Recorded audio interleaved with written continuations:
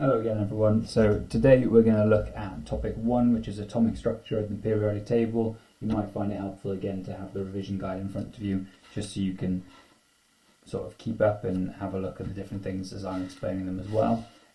So the topic starts by looking at elements, compounds and mixtures. I've saved a bit of time by writing the definitions down. So an element is made out of only one type of atom. There's only got one type of atom inside it.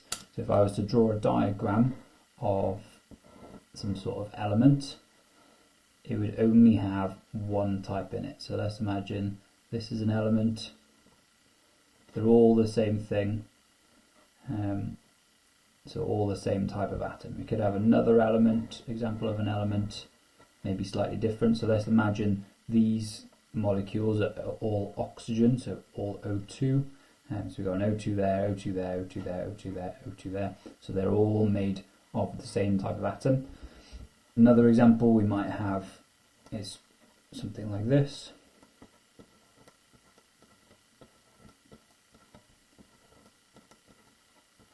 So again, that's an example of an element. There's only one type of atom in there. They might all be neon atoms. So neon atoms just come on their own. So these are all not joined together and they're all the same type of atom. We've got two joined together there. It doesn't matter if they're joined together in elements, just matters if there's only one type of atom. Compounds. So for a compound, you've got two or more different types of atoms which are chemically joined together. So different types of atoms chemically joined together. If we were to draw an example, so key thing, we got different types of atoms chemically joined together. So not two of the same thing, two different things joined together. So there's an example of a compound. So imagine we've got lots of the same compound in our particular sample. That would be a compound. So something like carbon monoxide, so a carbon and an oxygen would be an example of a compound. You have two different types of atoms chemically joined together. It's very important that you use the word types, because if you say there's two different atoms chemically joined together, if we look over here, that atom is different to that one. So those are two different atoms chemically joined together, but this is an element. So it has to be two different types of atoms. These two are different types of atoms chemically joined together. So another example might be something like, let's say this. Okay, so we've got a stripy atom joined to just white atoms. So an example of something that might look like that is NH3. So the stripy thing would be the nitrogen, and the three H's are the three white dots attached to it. And the last type is a mixture. So a mixture contains two or more elements or compounds. So it can have elements in it, it can have compounds in it, but they're not chemically joined together. So you can have different types of mixtures. You can have a mixture of two different elements, so a mix of elements. Mixture of elements might be, so let's say we've got the oxygens in there again, and we mix it and we make sure they're not joined. Let's mix it with the neon atoms. So mixed it with neon atoms and they're not chemically joined together. So this is a mixture of elements. In this example it would be oxygen and neon elements mixed together. If we had a mixture of compounds,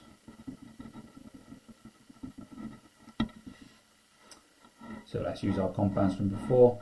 We've got carbon monoxide. So there's the carbon monoxide. And we've mixed it with NH3, which is ammonia. So, and importantly, again, they're not touching each other. So that's a mixture of compounds. That's a mixture of carbon monoxide and ammonia, which is NH3. The last type is a mixture of elements and compounds. So it means we've got a compound in there. Let's put carbon monoxide in there. And we've mixed it with an element, so let's say this is our element. So we've got something that's only made out of one type of atom mixed in with something that's made out of two or more different types of atoms that are chemically joined together. So this could be, let's say, carbon monoxide mixed with something that exists in single atoms, so like helium. Carbon monoxide mixed with helium would be an example of that. So let's just make up an alternative example. So let's say we've got this, and let's add a little bit to it. So we've got that, and then we've also got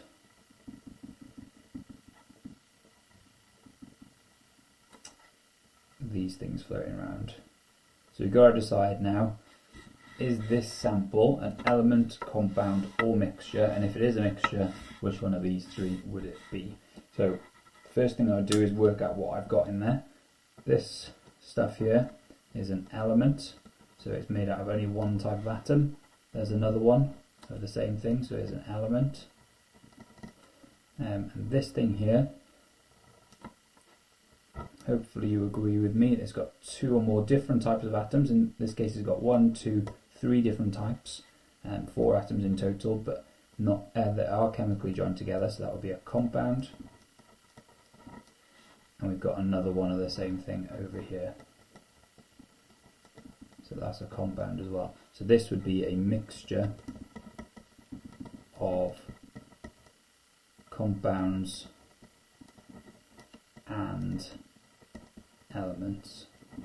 So this one's a mixture of compounds and elements. Now you'll notice that for some of these I've tried to include what is known as the chemical formula. So here's a chemical formula, here's a chemical formula, here's a chemical formula, there's another one, and I've also got some over there. So we're going to look in a bit more detail at how you can represent these sorts of things using chemical formula now, and what chemical formula actually means. So, chemical formula of something, so say like, let's give another example, like H2O, it tells you what atoms are in the actual chemical, so it tells you the atoms in a chemical. So I know in this chemical we've got hydrogen and we've got oxygen, and it also tells you how many atoms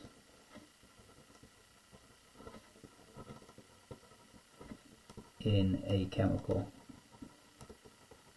So for example in this one I know I've got hydrogen, I've got oxygen, I've got 2 hydrogens, and I've got 1 singular oxygen. So let's do a couple of examples of converting these sorts of diagrams into chemical formula. So maybe we'll do 4. So those are H's, not very well drawn, but they are H's, promise. And we'll do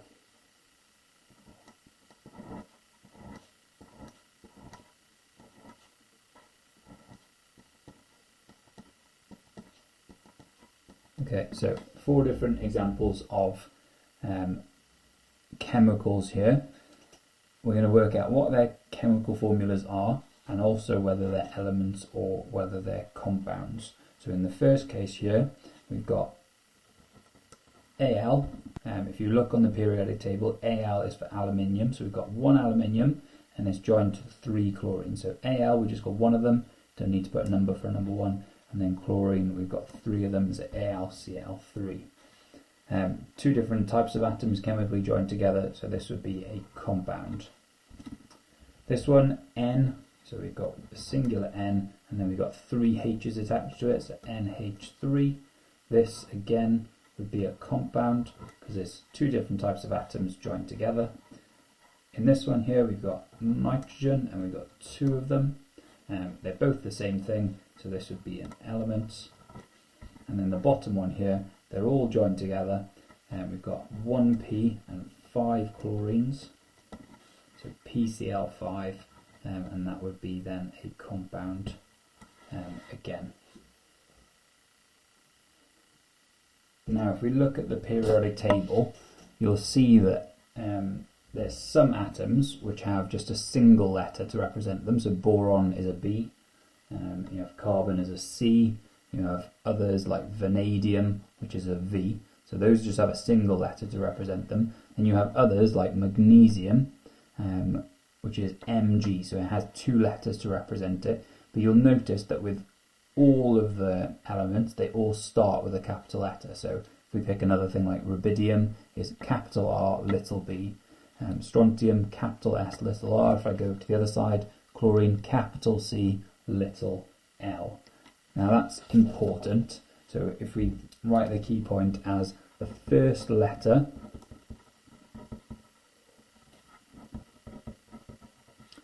of all atoms or elements begins with a capital letter. And that might not sound important, but let's just look at some examples where it becomes quite important. Okay, so here's some examples of different chemical formula, and we've got to work out what atoms are in them, how many atoms are in there, and what the different types are as well. So key thing, the first letter of all atoms begins with a capital letter. So we've got 2 capital letters here, which means we've got 2 different atoms. So we've got one that's a C and one that's an O. The C is for carbon. So if you look on your periodic table, if we look over here, you can see C is for carbon. So we've got 1 carbon, and then O is for oxygen. So we've got 1 oxygen. 1 of each there. So in total over here we've got 2 atoms. For each chemical formula, when you've only got 1 of something, you don't need to write the little number 1 next to it, because they just assume that there's a number 1 there. So you don't need to write the little number 1s for those. Another example here, so where are our capital letters? We've got a capital letter there and a capital letter there. So we've got Li as an example of an atom, and then we've got O again as the other atom. So O we already know is oxygen. The number that comes after the element is an imaginary 1, so we've got 1 oxygen, and then for the Li we've got 2 of them. So whatever element we've got there, there's 2 of them. If I look on my periodic table, capital L, little I is lithium. So this is lithium, and I've got 2 of them. So speed it up a little bit. Ca, capital C, little a. So capital C, little a would be, I'll put it up a little bit, would be calcium. So Ca is calcium, and I have 1 calcium because there's an imaginary 1 that comes after it, and then Cl, capital C, little l, is for chlorine, and I've got 2 of them. So if we look back to this example, in total I would have 3 atoms, and in total over here I would also have 3 atoms. So another example, capital C, little o, so this is all 1 atom. If I look on the periodic table for a capital C and a little o, you'll see cobalt, we've got a capital C and a little o, so this is cobalt, and there's just 1 cobalt, so in total 1 atom. This one, capital C, little r, so this is all 1 atom, and then capital B, so capital C with a little r is chromium, and then capital B is boron. So Cr is chromium, and I've got 1, and then B is for boron, and again I would just have 1. So 2 atoms in total. 1 plus 1 gives you 2. This, you'll see this chemical formula in terms of the letters is identical to the chemical formula up here. So C, C, R, R, B, B. But the capital letters are making quite a significant difference here. So in the one we just did, we had a chromium and a boron. Here we've got a capital C and then a capital R with a little b. So this is another atom. So capital C is for carbon. And then the RB, so RB is for rubidium. So 1 carbon and RB for rubidium. We have just the 1 rubidium as well, so 2 atoms in total. So there's another example here. You've got capital C, capital O, and down here you've got capital C, little o. It's the capital letters that tell you when you've got a new atom. So they're very important. You need to make sure you use those capital letters properly. Now some chemical formula have brackets in them. So if I give you this as an example of a chemical formula with brackets in it. So if we were asked to work out what atoms we've got in here and how many different types, still the same principle applies. If we got a capital letter, it means we've got a new atom. So we've got a capital F with a little e, so that's 1. We got a capital O and we got a capital H. So Fe, O, and H. Fe would be iron, O would be oxygen, and H would be hydrogen. For the Fe's, there's still the imaginary 1 after that, so we've got 1 Fe, we've got 1 iron, and then for the brackets, similar to as you do it in math, the number is multiplied by everything inside the bracket. So that means we've got 3 times the O's and 3 times the H's. So 3 oxygens and 3 hydrogens. If we do maybe a slightly more complex example, so Al2SO4 3.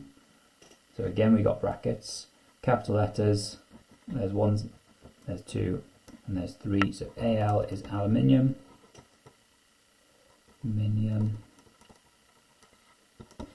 number after it is 2, so we got 2 aluminiums. We got S, which is for sulfur, and we've got O, which is for oxygen. So the number outside the bracket is multiplied by everything inside the bracket. So 3 of the sulfurs, because there's an imaginary 1 there, so 3 times 1 gives you 3. 3 sulfurs. And then we have 4 oxygens in the bracket, but 3 times 4 oxygens gives us 12 in total. So we've multiplied the 4 by the 3 to give us 12. If I do one more example,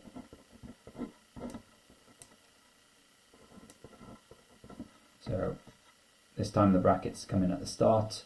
We've got an N as a capital letter, we've got a H, we've got an S, and we've got an O. So N, H, S, O, nitrogen, hydrogen, sulfur, and oxygen. In terms of the nitrogens, they're being multiplied by a bracket, so 2 of everything in the bracket. 2 times 1 gives you 2, so 2 nitrogens. 2 times 4 for the hydrogens gives us 8. Sulfur's not in any brackets, so we don't need to worry about that. It's just the 1 sulfur, so times 1, and same for oxygen, 4 oxygens, so times 4 for the oxygens. Okay, so I've started to introduce now what we talked about: elements, compounds, mixtures, and chemical formula, all of which are trying to represent atoms and how atoms are arranged within different chemicals. So the periodic table actually shows us all the different types of atoms that exist. So we've got things like hydrogen, lithium, calcium, magnesium, chromium, manganese. There's loads of different types of atoms. Now we're going to start drilling down and looking at what's inside of these different atoms. So first thing we can say about atoms is they are made from subatomic particles. So the term sounds fancy, it actually isn't. The subatomic particles are protons, neutrons, and electrons. So if anybody's ever talking about subatomic particles, they're sounding fancy, but they just mean protons, neutrons, and electrons. So these are the stuff that actually, when you look inside an atom, these are the things that make up the atoms. So if we pick an example of an atom, let's do lithium as an example. So this is what lithium looks like.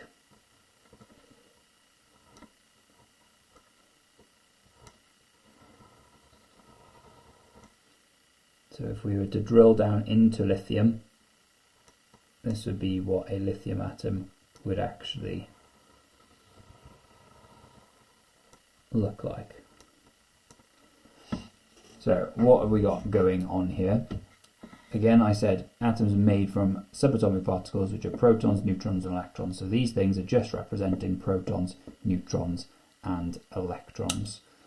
So the positive things, and the things in the middle here with a positive charge, are the protons. So protons have a +1 charge inside the atom, and they have a mass of 1. These other things that are in the middle but don't have a charge are the neutrons. So they have 0 charge, but they do have a mass. So the mass of each of the neutrons is 1. So the mass of each proton, we've got 3 protons, each of them has a mass of 1.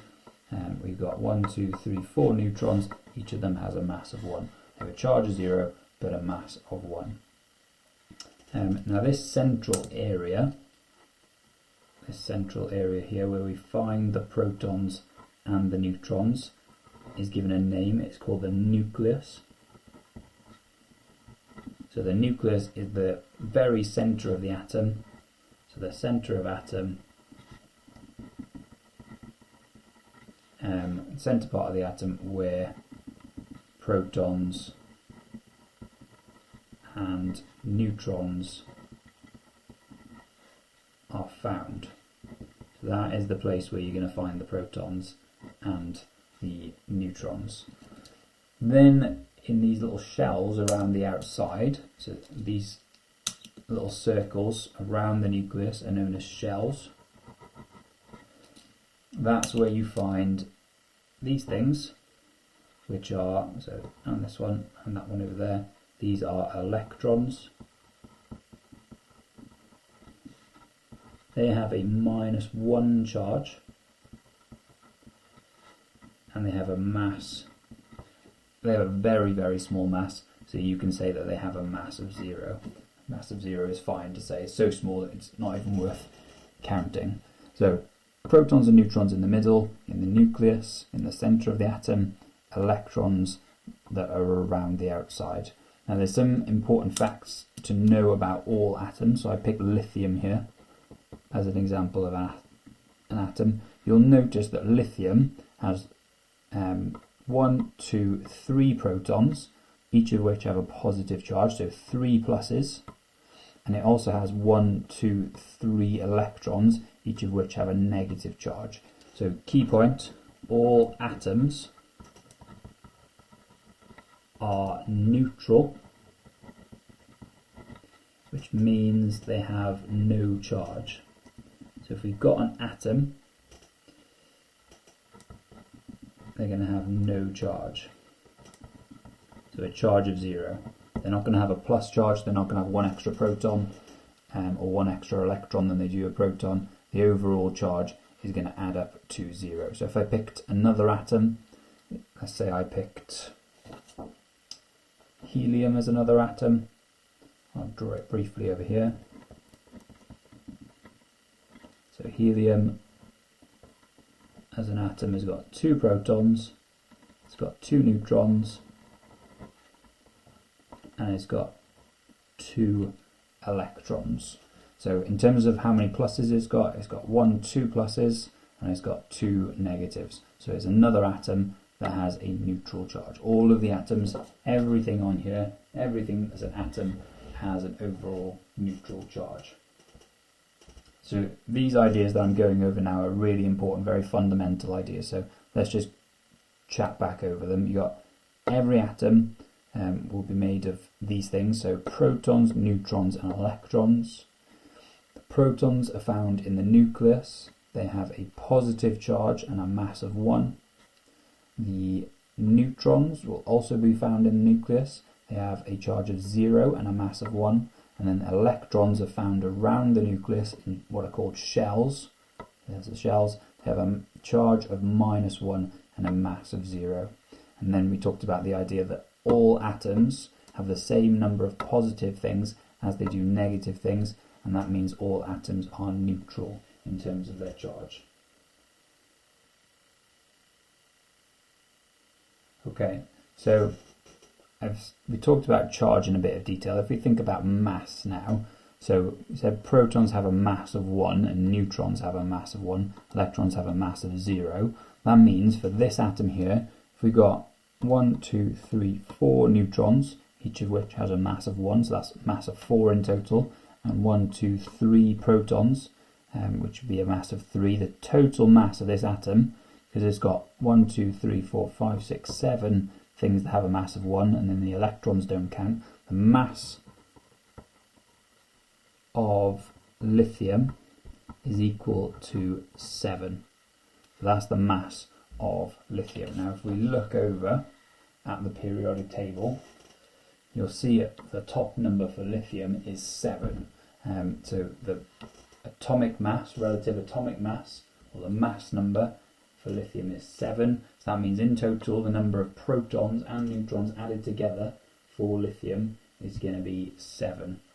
For beryllium, mass number is 9. So that means in total the number of protons and the neutrons added together is 9.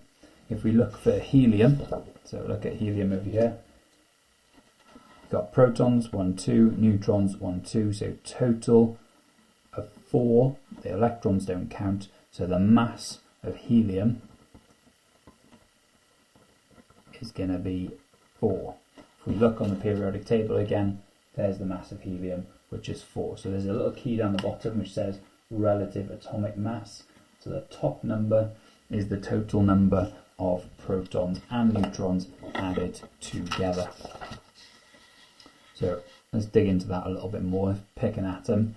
We'll pick something slightly different. Let's do boron. So 511B.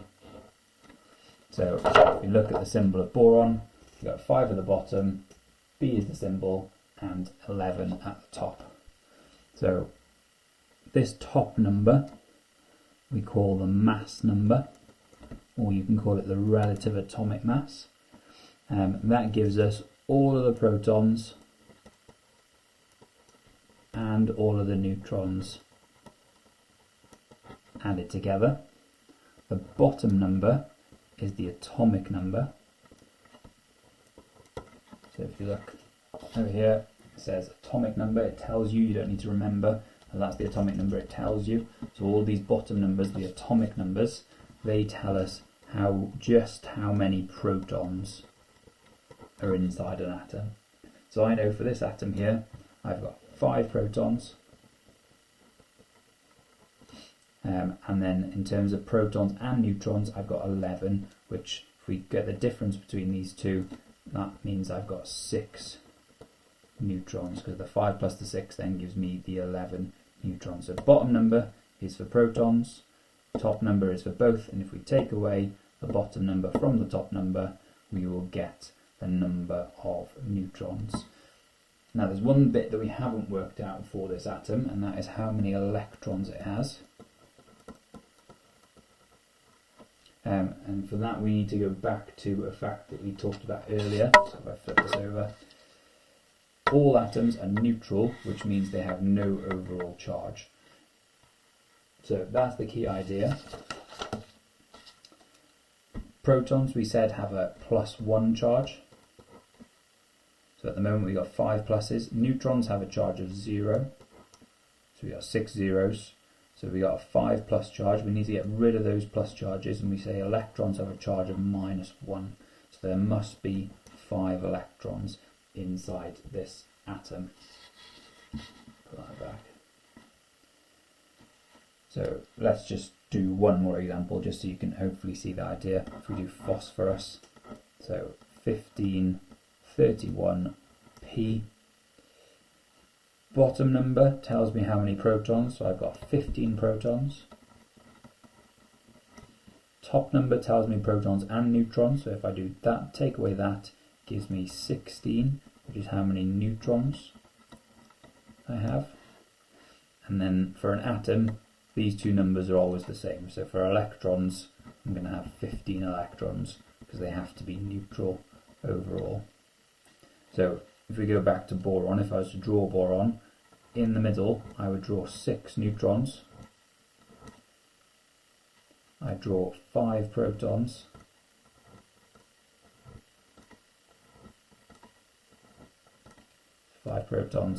And then in the shells around the outside I would draw 5 electrons. So we can do that for any of the atoms. I've just picked a couple of examples, but for any of the atoms on here, you need to be able to say how many protons they've got, how many electrons they've got, how many neutrons they've got, and then for some of the smaller ones, which are in the top rows, they might ask you to draw one of them like I've drawn in the other diagrams.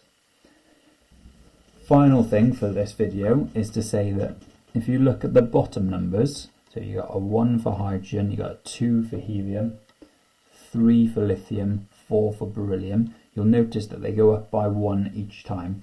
That's because the periodic table is arranged in order of how many protons an atom has. So 1 proton, 2 proton, 3 proton, 4 proton, 5, 6, 7, 8, 9, 10, and you get the idea. So it's arranged in order of increasing atomic number, or you can say is arranged according to how many protons the atoms have.